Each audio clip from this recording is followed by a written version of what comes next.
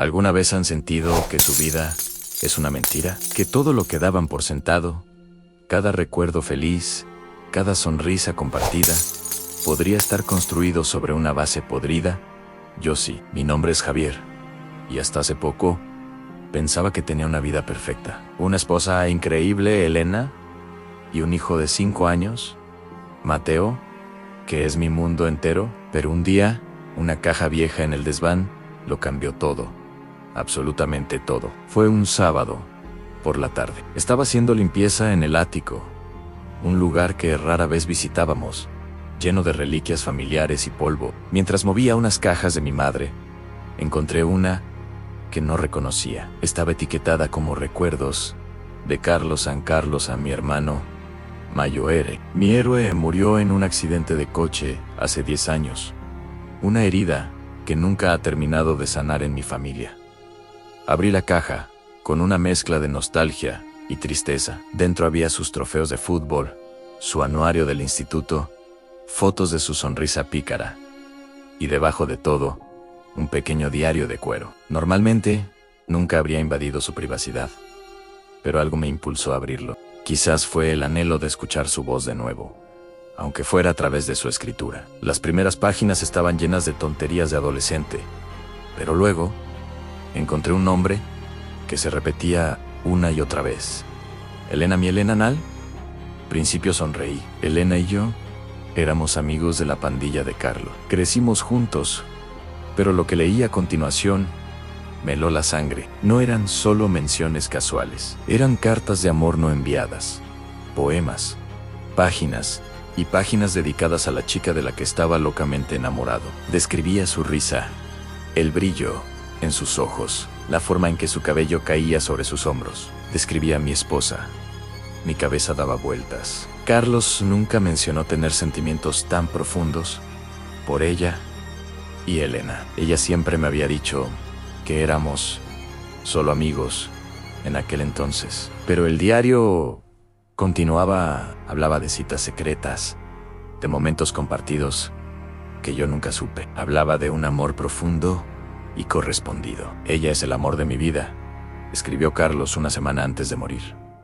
Hemos decidido decírselo a Javi pronto. Él lo entenderá. Decírmelo a mí. El hermano pequeño, el tonto, que siempre iba detrás de ellos. De repente, todo encajó de una manera horrible. Recordé cómo Elena estuvo tan devastada por la muerte de Carlos, más que cualquier otra persona, incluyéndome a mí. En ese momento, pensé que era por la amistad tan fuerte que tenían. Recordé cómo, unos meses después, nos acercamos, el uno al otro, en nuestro dolor compartido. Cómo empezamos a salir. Cómo me dijo que yo la había salvado de la oscuridad. Me casé con ella, creyendo que era el comienzo de nuestra historia. Pero, ¿y si solo era el final de la suya? Mi corazón latía con fuerza en mi pecho. Cerré el diario y volví a bajar las escaleras. Vi a Elena en la cocina, riendo mientras preparaba la cena, con Mateo en la imagen que antes me habría llenado de calor. Ahora me quemaba por dentro.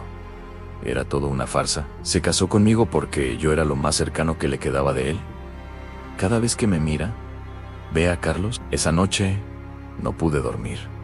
Las palabras del diario se repetían en mi cabeza. Hemos decidido decírselo a Javi. Me sentí traicionado por los dos, por el vivo y por el muerto. Al día siguiente, la duda se había convertido en un monstruo que devoraba cada parte de mí. Miré a Mateo, a mi hijo. Tiene mis ojos. Eso siempre lo ha dicho la gente.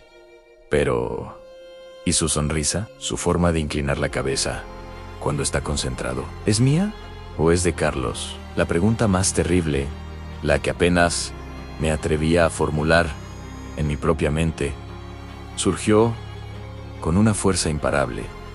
¿Es Mateo realmente mi hijo? La cronología encajaba de una manera que me revolvía el estómago. Elena y yo empezamos nuestra relación unos meses después de la muerte de Carlos. 9 meses después, nació Mateo. Siempre pensamos que fue un embarazo rápido, una sorpresa feliz. Pero ¿y si no fue una sorpresa? Y si fue el último regalo de mi hermano para ella, pasé días en un infierno personal, viviendo bajo el mismo techo que la mujer que amaba, pero en la que ya no confiaba. Cada gesto de cariño de Elena se sentía como una puñalada. Cada te quiero sonaba hueco. Me distancié, me volví frío y silencioso. Elena lo notó. Por supuesto, me preguntaba qué pasaba, si estaba estresado por el trabajo. Yo solo negaba con la cabeza, incapaz de mirarla a los ojos. ¿Cómo podía preguntarle? Me has estado mintiendo durante 10 años. ¿El hijo que criamos juntos es en realidad de mi hermano muerto? Tan solo pensarlo me daba náuseas. La situación se volvió insostenible. Necesitaba saber la verdad, sin importar cuán dolorosa fuera. Así que tomé una decisión que me partió el alma. Una noche, mientras Mateo dormía, tomé con cuidado uno de sus cepillos de dientes. Al día siguiente, hice lo mismo con uno mío. Envié las muestras a un laboratorio para una prueba de paternidad. Fueron las 2 semanas más largas de mi vida. Cada día era una tortura, oscilando entre la esperanza desesperada de estar equivocado y la certeza paralizante de que mi vida estaba a punto de desmoronarse. Mientras esperaba, la distancia entre Elena y yo se convirtió en un abismo. Apenas hablábamos. La casa, que una vez estuvo llena de risas, ahora estaba cargada de una tensión silenciosa. Una noche, ella se derrumbó, llorando. Me preguntó si ya no la amaba, si había encontrado a otra persona. Y en ese momento, viendo su dolor genuino, sentí una punzada de duda sobre mi propia paranoia. ¿Y si estaba equivocado? ¿Y si había construido toda esta pesadilla en mi cabeza a partir de las divagaciones de un adolescente en un diario? Pero la duda sobre Mateo era un veneno que ya se había extendido por todo mi sistema. No podía dar marcha atrás. Finalmente, llegó el correo electrónico. Resultados de la prueba de ADN. Mis manos temblaban tanto que apenas podía hacer clic en el enlace. Mi corazón se detuvo. Lo abrí, leí el informe 1, 2, 3 veces. Probabilidad de paternidad al 99.9. 9%. Oh, Mateo, es mi hijo. Un torrente de alivio me inundó, tan intenso que casi me caigo de la silla. Lloré como no lo había hecho en años. Lloré por mi estupidez, por mi desconfianza, por el dolor que había causado innecesariamente. Mateo era mío, a mi hijo, pero el alivio fue seguido rápidamente por una ola de vergüenza y una nueva pregunta. Si Mateo era mío, ¿qué pasaba con lo demás? El diario de Carlos no era una invención. Sus sentimientos eran reales. El amor entre él y Elena era real. Esa noche, cuando Mateo ya estaba en la cama, saqué el diario y lo puse sobre la mesa de la cocina. Elena entró y lo vio. Su rostro palideció. Antes de que pudiera decir nada, le dije: Ann, lo encontré. Lo leí. Necesito que me digas la verdad. Elena, Ann, toda la verdad. Se sentó y con lágrimas en los ojos me lo contó todo. Sí, ella y Carlos estaban enamorados profundamente. Planeaban un futuro juntos. El día que él murió, iban a decírmelo. Ella no solo perdió a su mejor amigo, perdió al amor de su vida. Su dolor era inimaginable. Y en medio de esa devastación, yo estaba allí. Sufrimos juntos, nos apoyamos el uno en el otro. Y con el tiempo, su amor por mí creció. Un amor diferente, más tranquilo, pero real y profundo. Me dijo que al principio sentía que me estaba traicionando a mí y a la memoria de Carlos, pero luego se dio cuenta de que el amor que sentía por mí era genuino. No era un sustituto en yo, era su presente, su futuro. Nunca me lo contó porque tenía miedo. Miedo de que pensara que era un segundo plato. Miedo de que manchara nuestro amor con el fantasma de mi hermano. Escucharla fue increíblemente doloroso, pero también liberador. La verdad, por dura que fuera, era mejor que el veneno de la duda. Comprendí su miedo y, por primera vez en semanas, la miré y vi a la mujer de la que me enamoré, no a una extraña, con secretos. Nuestra relación no se arregló de la noche a la mañana. Había mucho que procesar, mucho dolor que sanar. Pero empezamos a hablar, de verdad, sobre Carlos, sobre nuestro pasado, sobre nuestros miedos y esperanzas. Fue difícil, pero necesario. La prueba de paternidad fue mi secreto vergonzoso, algo que finalmente le confesé. Se sintió herida, por supuesto, pero entendió la espiral de dudas en la que me había metido. Hoy, nuestra relación es más fuerte. Está construida sobre una verdad completa, no sobre silencios y medias verdades. He aprendido que el amor es complejo. Se puede amar a más de una persona en la vida, de maneras diferentes. Elena amó a mi hermano, y ahora me ama a mí, y yo la amo a ella. Con todo y nuestro complicado pasado, hemos aprendido a vivir con el fantasma de Carlos, no como una sombra entre nosotros, sino como un recuerdo agridulce de alguien a quien ambos amamos y perdimos. Y cada vez que miro a Mateo, a mi hijo, veo el futuro, un futuro que casi destruyo por los fantasmas del pasado. Si están pasando por algo similar, donde la duda amenaza con destruir todo lo que aman, mi único consejo es este: busquen la verdad, pero háganlo con comunicación y empatía, no con secretos y desconfianza. A veces, las conversaciones más difíciles son las que salvan lo que más importa. Gracias por escuchar mi historia. No olviden suscribirse para más relatos como este. Hasta la próxima. Laura negó con la cabeza, tan apenas que si no hubiera estado mirándola directamente, lo habría perdido.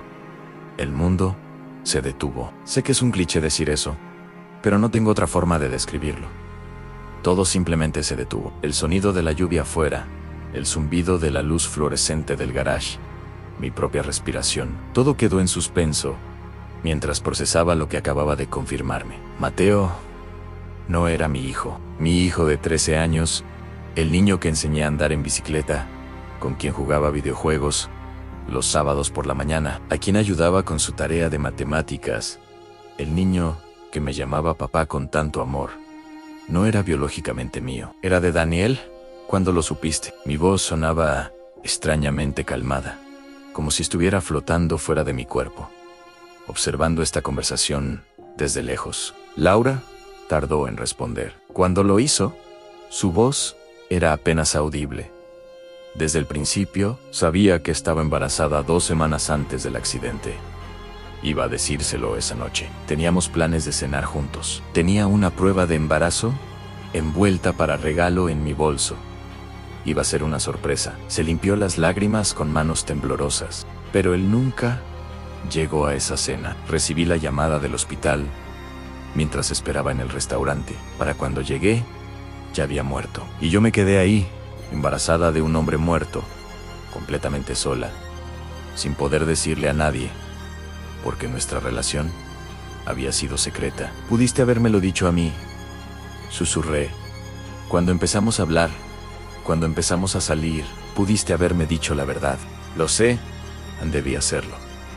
Al principio, tenía miedo. Pensé que si te decía que estaba embarazada de Daniel, saldrías corriendo, que me verías como una carga, como el recordatorio constante de tu hermano muerto. Y yo, Anjo, no quería perderte también. Ya había perdido demasiado así, que me mentiste. Así que te mentí, admitió. Y había tanto dolor en su voz, que casi me hizo sentir lástima por ella. Te dije que era tuyo. Te dije que habíamos sido descuidados esa noche después de nuestro aniversario de 6 meses. Y tú me creíste, porque confiabas en mí, porque eres bueno y decente. Y nunca pensarías que la mujer que amas te mentiría sobre algo así. Me pasé las manos por el pelo, jalándolo casi con fuerza suficiente para que doliera. Necesitaba sentir algo físico, porque emocionalmente estaba completamente entumecido. Propuse matrimonio cuando me dijiste que estabas embarazada. Recordé, me arrodillé frente a ti en la sala de tu apartamento y te dije que quería ser el padre de tu hijo, que quería construir una familia contigo. Y tú dijiste que sí. Y lo decía en serio. David, quería casarme contigo. Quería que fueras el padre de mi bebé, porque en ese momento ya te amaba. Tal vez no de la misma manera que amé a Daniel, pero te amaba. Y sabía que serías un padre increíble, un padre de un hijo que no era mío. La risa que salió de mí fue amarga, rota. ¿Sabes lo que es más enfermo de todo esto? Que tienes razón. Fui un buen padre, lo soy. Amo a Mateo con cada parte de mí. Es mi hijo en todas las formas que importan. Excepto en la única forma que aparentemente sí importan. No digas eso. La biología no es lo que te hace padre. Tú eres su padre. Davidan, eres la única figura paterna que ha conocido. Pero Daniel es su padre real. Daniel, mi hermano muerto, quien ni siquiera sabe que tiene un hijo, quien murió sin saber que iba a ser padre. Laura sollozó más fuerte ante eso. Él hubiera sido tan feliz. Habría sido un padre maravilloso. Y no pasa un día en que no piense en eso. En todo lo que perdió, en todo lo que Mateo perdió al no conocerlo. Pero me tiene a mí, dije. Y no supe si lo dije con amargura, o con tristeza, o con ambas. El hermano sustituto, criando al hijo secreto. Qué conveniente, ¿verdad? No fue así. No, porque desde donde yo lo veo, conseguiste todo lo que querías. Conseguiste tener el hijo de Daniel. Conseguiste a alguien que te amara y te cuidara y criara a ese hijo como si fuera propio. Conseguiste guardar tu secreto y vivir tu vida perfecta, mientras yo vivía una mentira. Me puse de pie bruscamente, las cartas cayendo de mi regazo y esparciéndose por el suelo. Necesitaba moverme, necesitaba espacio, necesitaba aire. 15 años. Laura, 15 años. De matrimonio. 15 años de despertarme cada mañana pensando que conocía mi vida. Y todo fue una mentira. No todo fue una mentira, protestó ella, poniéndose de pie también. Nuestro amor no fue mentira. Nuestra vida juntos no fue mentira. Lo que sentimos el uno por el otro no fue. ¿Cómo puedo saber que fue real y que no? Exploté.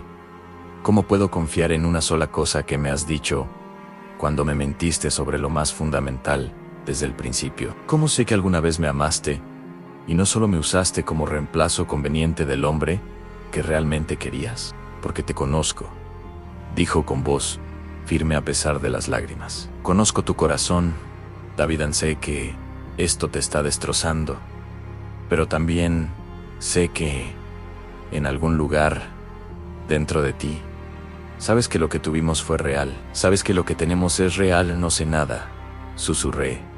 No sé absolutamente nada. Salí del garage hacia la lluvia. Necesitaba alejarme de ella, de esas cartas, de la verdad que había descubierto. Caminé sin rumbo por nuestro vecindario, mientras la lluvia me empapaba. Familias cenaban detrás de ventanas iluminadas, en vidas normales. Vidas honestas, vidas que no estaban construidas sobre secretos y mentiras. No sé cuánto tiempo estuve afuera. Cuando finalmente regresé a casa, estaba tiritando y completamente mojado. Laura estaba sentada en la sala, esperándome. Había recogido todas las cartas y las tenía en su regazo.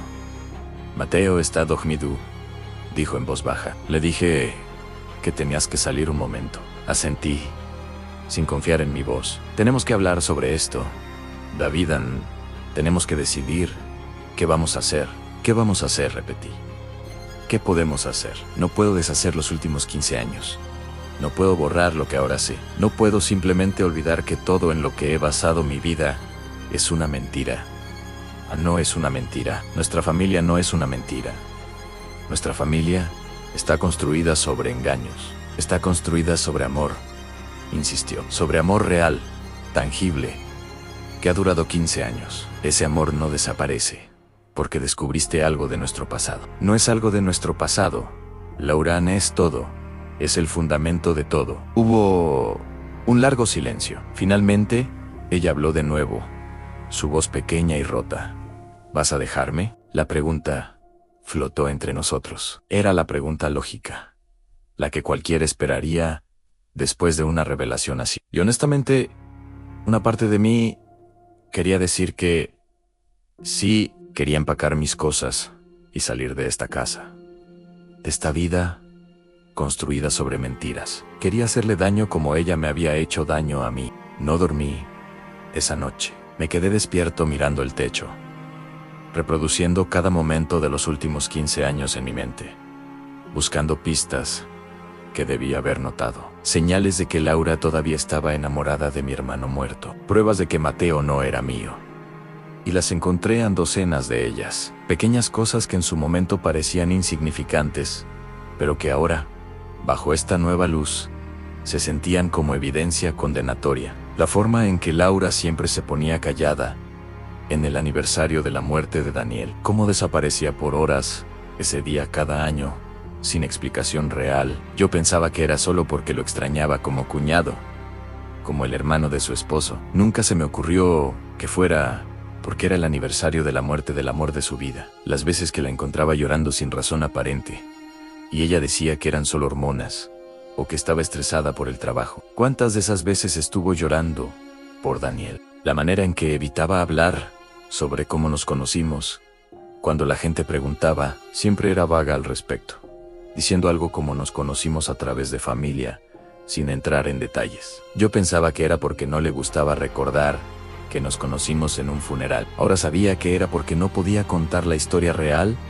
sin revelar su secreto. Y luego estaban las cosas sobre Mateo, pequeñas cosas que debía haber cuestionado, pero que nunca lo hice, como el hecho de que naciera casi exactamente 9 meses después del accidente de Daniel. Yo había hecho las cuentas cuando Laura me dijo que estaba embarazada, y técnicamente funcionaban si realmente lo habíamos concebido, cuando ella dijo, pero ahora veía que también funcionaban perfectamente si lo hubiera concebido con Daniel justo antes de su muerte. O como Laura siempre parecía un poco triste en los cumpleaños de Mateo, infeliz, pero melancólica era como lo describía ella. Decía que los cumpleaños siempre la ponían emotiva, pero ahora me preguntaba si estaba pensando en Daniel, en el padre que nunca conocería a su hijo, o la caja de juguetes y ropa de bebé que encontré en el ático hace años. Cosas que nunca habíamos usado para Mateo. Cuando le pregunté, Laura dijo que eran cosas que había comprado antes de que naciera, pero que decidió que no le gustaban. Lloró cuando se las mostré y me pidió que las donara. Las doné sin hacer más preguntas. Ahora me pregunto si eran cosas que había comprado para el bebé cuando Daniel todavía estaba vivo. Regalos que iba a darle como sorpresa, como parte de ese anuncio de embarazo que nunca llegó a ser. Todas estas pequeñas verdades ocultas en nuestra vida diaria, y yo nunca las vi. Me sentía como un idiota, como el esposo oblivio en una mala película, el último en enterarse de que su vida es una farsa. Alrededor de las 5 de la mañana, me rendí con el intento de dormir. Bajé a la cocina para hacer café. Laura estaba ahí, sentada en la mesa, con su propia taza, ya a medio terminar. Se veía peor que la noche anterior, si eso era posible. ¿No pudiste dormir?, dije. No era una pregunta. Ella negó con la cabeza. No puedo dejar de pensar en todo, Ann, en cómo arreglarlo, si es que puedo arreglarlo. Me serví café y me senté al otro lado de la mesa, manteniendo distancia entre nosotros. El silencio se extendió, incómodo y pesado. Finalmente, ella habló. ¿Hay algo más que necesitas saber? Dejé escapar una risa amarga. ¿Más? ¿Qué más podría haber? Tus padres, ellos saben. El café se me fue por el canal equivocado y empecé a toser violentamente. Cuando pude hablar de nuevo, mi voz salió estrangulada. Que tu madre lo sabe. Lo supo desde que vio a Mateo por primera vez en el hospital. Me llamó aparte unas semanas después y me confrontó. Dijo que sabía que era hijo de Daniel. Me quedé mirándola, incapaz de procesar lo que estaba escuchando. Mi madre lo supo todo este tiempo. Laura asintió miserablemente.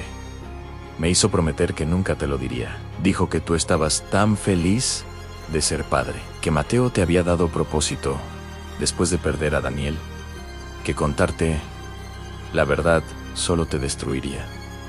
Me hizo jurar que lo mantendría en secreto, y lo hiciste durante 13 años. ¿Qué se suponía que hiciera? David, tu madre ella puede ser muy convincente cuando quiere. Y tenía razón en algo.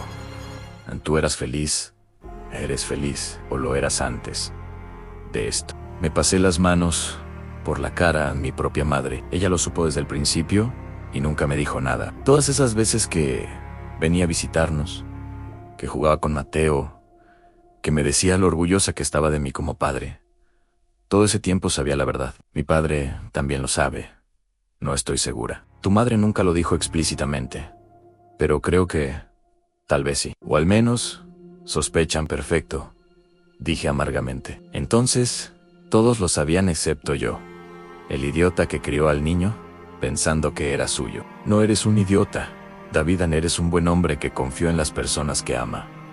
Eso no te hace idiota, me hace ingenuo. Me hace un tonto que vivió en una mentira durante más de una década, mientras todos los demás sabían la verdad. Bebí mi café, aunque estaba demasiado caliente, y me quemó la lengua. El dolor físico era casi bienvenido. Me daba algo en que concentrarme aparte del caos emocional en mi cabeza. Necesito ver a mis padres, dije abruptamente.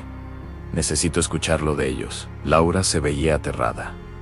David, tal vez deberías esperar. ¿Procesar todo esto? Primero, antes de esperar a que encuentre más secretos, más mentiras. Me puse de pie, dejando el café a medio terminar. No necesito respuestas, y las necesito ahora. ¿Qué hay de Mateo? Se va a despertar pronto. Va a preguntar por qué dormiste en otra habitación. Andai, dile que roncabas y no podía dormir. Dile cualquier cosa. Tú eres buena para eso. Vi el dolor en su rostro ante mi comentario cruel, pero no pude sentir remordimiento. Estaba demasiado enojado, demasiado herido. Subí a cambiarme de ropa y luego salí de la casa antes de que Mateo se despertara. No podía enfrentarlo todavía. No sabía qué decirle, cómo mirarlo, sin que él notara que algo estaba terriblemente mal. Mis padres vivían a 30 minutos de distancia, en la misma casa donde Daniel y yo crecimos. Llegué a las 6:30 de la mañana. Las luces estaban apagadas todavía, pero toqué el timbre de todas formas. Mi padre abrió la puerta en pijama, con cara de confusión. David, ¿qué haces aquí tan temprano? ¿Está todo bien? Necesito hablar con mamá y contigo, Naura. Algo en mi tono debió alertarlo, porque su expresión cambió de confusión a preocupación. Entran, voy a despertar a tu madre. Esperé en la sala donde había pasado mi infancia. Todo se veía exactamente igual que siempre. Las mismas fotos en la repisa de la chimenea. El mismo sofá desgastado que mamá se negaba a reemplazar, porque todavía servía perfectamente bien. El mismo reloj de pared que había estado ahí desde que tengo memoria. Y en la esquina, la foto enmarcada de Daniel de su graduación de preparatoria, sonriendo, con ese brillo travieso en los ojos. Los mismos ojos que veía cada día en la cara de Mateo. Mi madre bajó las escaleras en bata, con el pelo despeinado. David, cariño, ¿qué pasa? ¿Está todo bien con Laura? ¿Con Mateo? Encontré las cartas, dije sin preámbulo. Vi el momento exacto en que entendió. El color drenó de su cara a David. Dime que no es verdad. Dime que Laura no estuvo enamorada de Daniel. Dime que Mateo es mi hijo. Dime cualquier cosa que no sea la verdad que descubrí ayer. Mi padre se veía completamente perdido. ¿De qué están hablando? ¿Qué cartas? Pero mi madre no dijo nada. Solo se sentó pesadamente en el sofá, de repente viéndose mucho más vieja de sus 62 años. Alguien mejor empieza a hablar, exigí. Ahora fue mi madre quien finalmente rompió el silencio. ¿Cuánto sabes? Sé todo. Sé que Laura y Daniel estuvieron juntos casi 2 años en secreto. Sé que Mateo es hijo de Daniel, no mío. Y Laura me dijo que tú lo supiste desde el principio y me lo ocultaste. Mi padre se dejó caer en su silla, viéndose completamente atónito. Carol, es eso, ¿verdad? Mi madre tenía lágrimas en los ojos. En sí, es verdad. Lo supe desde que vi al bebé en el hospital. Era como ver a Daniel de nuevo. Los mismos ojos, las mismas facciones. Era imposible no verlo. Y nunca pensaste en decírmelo. Luché por mantener mi voz bajo control. ¿Nunca pensaste que tal vez tenía derecho a saber que el niño que estaba criando no era mío? Pensaba en decírtelo todo el tiempo, dijo, su voz quebrándose. Cada día durante 13 años pensé en contarte. Pero David, tú estabas tan feliz después de perder a Daniel, tú estabas tan destrozado, y luego Laura entró en tu vida y te dio propósito de nuevo. Te dio un hijo en T, dio una razón para sonreír otra vez. Me dieron una mentira. Todos ustedes me dieron una maldita mentira. Te dimos una familia, insistió ella. Te dimos amor. ¿No cuenta eso para nada? No cuando está basado en engaños. Mi padre finalmente encontró su voz. Yo no sabía. Carol, ¿por qué no me lo dijiste? Porque sabía que se lo dirías a David. Y sabía que eso destruiría todo. Ann se volvió hacia mí. Tu padre no puede guardar secretos para salvarse. Si le hubiera dicho, te lo habría contado en una semana. Bueno, debía haberlo sabido.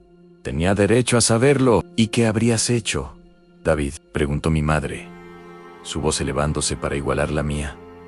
¿Habrías dejado a Laura? ¿Habrías abandonado a Mateo? ¿Habrías renunciado a la oportunidad de ser padre solo porque el niño compartía el ADN de tu hermano en lugar del tuyo?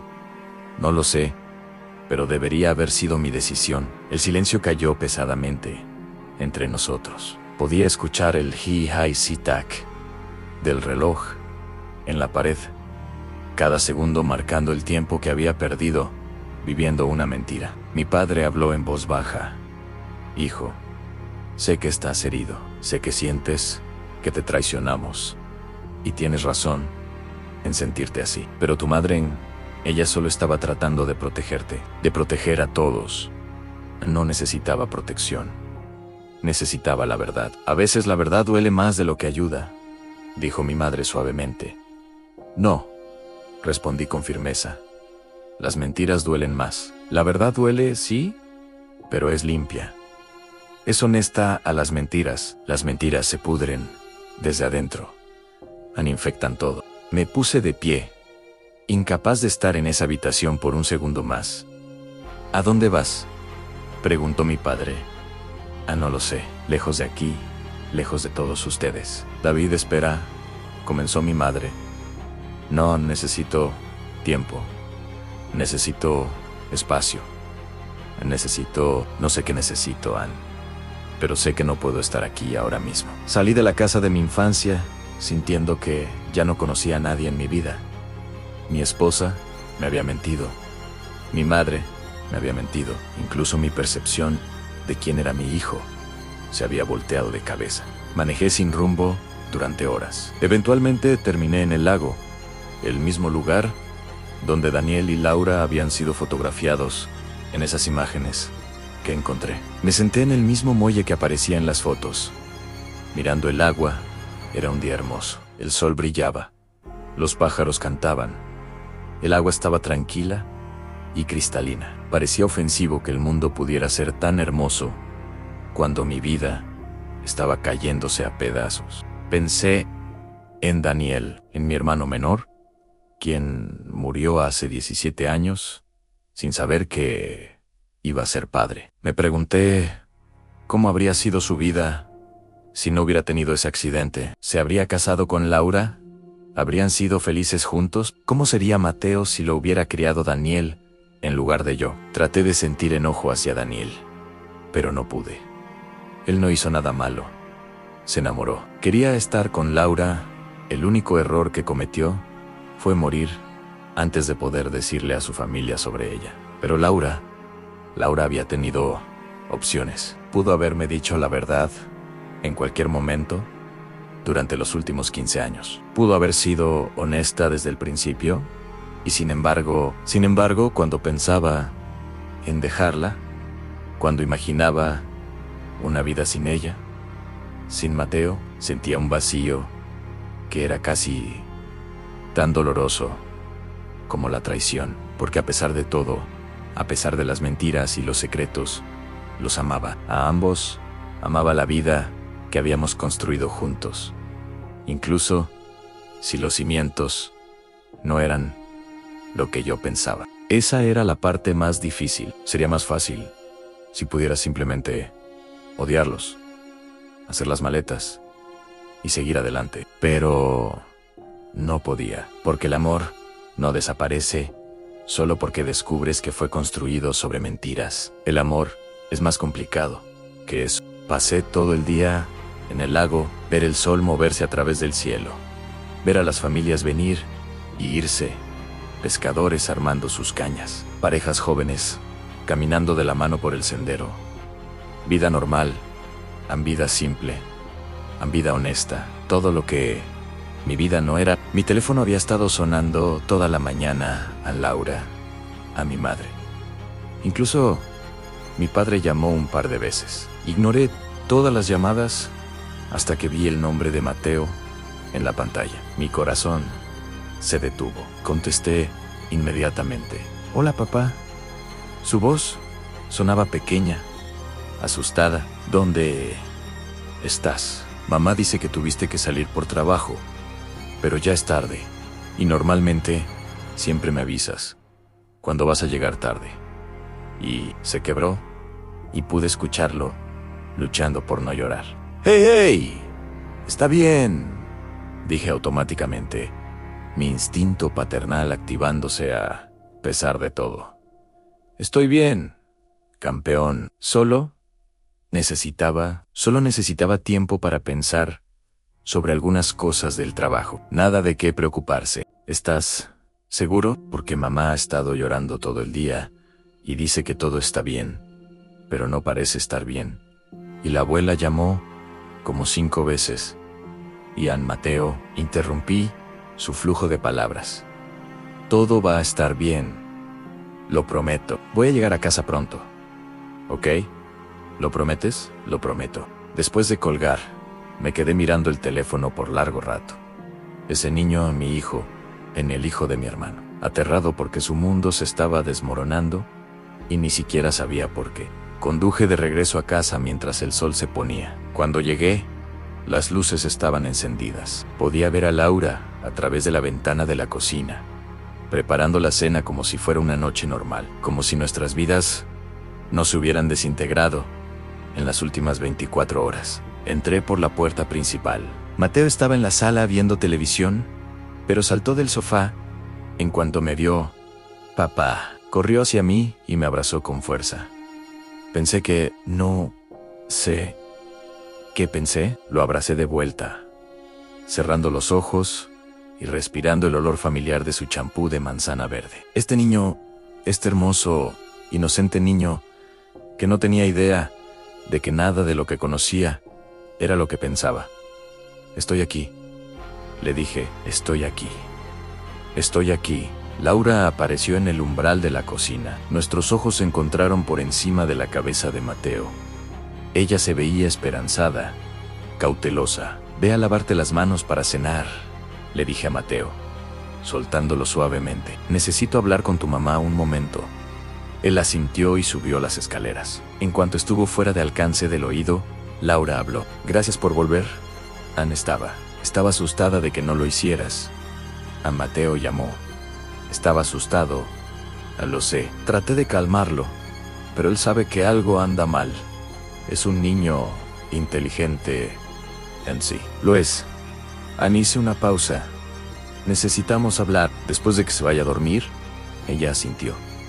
Ok, ¿te quedas a cenar? Era una pregunta tan mundana, tan normal, que casi me hizo reír en sí. Me quedo a cenar. La cena fue tensa. Mateo intentó llenar el silencio incómodo, hablando sobre su día en la escuela, sobre el examen de ciencias, que pensaba que había reprobado, sobre la chica que le gustaba, pero que no sabía si sentía lo mismo por él. Problemas normales de adolescente, preocupaciones inocentes. Lo escuché y respondí en los lugares apropiados, pero mi mente estaba en otro lugar. Estudiaba su cara, buscando rastros de Daniel, buscando rastros míos. Y ahora que sabía la verdad, era todo lo que podía ver. Después de la cena, Mateo hizo su tarea, mientras Laura y yo limpiábamos en silencio. Trabajamos como equipo, como lo habíamos hecho miles de veces antes, moviéndonos alrededor uno del otro en la cocina con la familiaridad de 15 años de práctica. Alrededor de las 9, Mateo anunció que estaba cansado y se iba a dormir.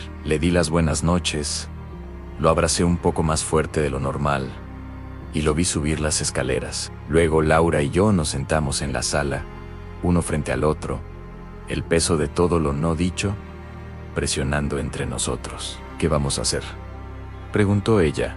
Finalmente, no lo sé, admití. He estado pensando en eso todo el día y no tengo respuesta. ¿Vas a dejarnos? Parte de mí quiere hacerlo. Parte de mí quiere empacar mis cosas y nunca mirar atrás. Porque cada vez que te miro, cada vez que miro a Mateo, voy a pensar en esto, voy a pensar en las mentiras. Pero otra parte de mí, otra parte no puede imaginarse una vida sin ustedes, porque a pesar de todo, los amo a ambos, y eso es lo que hace que esto sea tan difícil. Yo también te amo, susurró. Sé que no tienes razón para creerme, pero es verdad, te amo. David, Ann, no de la manera en que amé a Daniel, pero eso no hace que sea menos real. Daniel fue mi primer amor. Fue intenso, apasionado, consumidor. Era como estar en llamas todo el tiempo, en el mejor sentido posible. Pero también era joven. Teníamos 20 años. No sabíamos quiénes éramos todavía. Nuestro amor era hermoso, pero también era inestable, como fuegos artificiales. Contigo es diferente. Contigo es como Ann, como llegar a casa. Es cálido y seguro y constante. No es menos intenso, solo es intenso de una manera diferente. Es el tipo de amor que construye una vida, que cría un hijo, que sobrevive a discusiones sobre facturas y noches, sin dormir con un bebé y todo lo mundano y difícil que viene con el matrimonio real. Pero si tuvieras que elegir, dije, necesitando saber la respuesta, aunque me aterrara. Si Daniel estuviera vivo y pudieras elegir entre nosotros, ¿a quién elegirías? El silencio se extendió. Finalmente, ella habló, su voz apenas un susurro. No lo sé. Una vida basada en mentiras, una vida basada en amor, corrigió. Sí, comencé mintiendo en sí. Guardé secretos, y eso estuvo mal, en lo sé. Pero el amor que construimos, la familia que creamos, eso es real. David, eso nunca fue mentira. No sé si puedo superarlo, admití. No sé si puedo mirarte y no pensar en que me mentiste durante 15 años. No sé si puedo mirar a Mateo y no pensar en que es hijo de mi hermano. Entonces, no lo hagas, dijo ella. No intentes superarlo de inmediato en solo. Quédate, dame tiempo para demostrarte que nuestro amor es real. Dame la oportunidad de reconstruir tu confianza. Está bien, dije finalmente.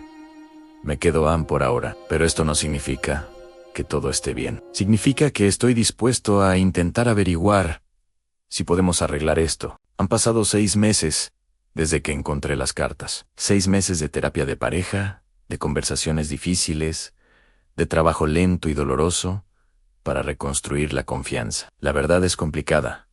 El amor es complicado. Las familias son complicadas. Y a veces, solo tenemos que hacer lo mejor que podemos con las verdades rotas que descubrimos.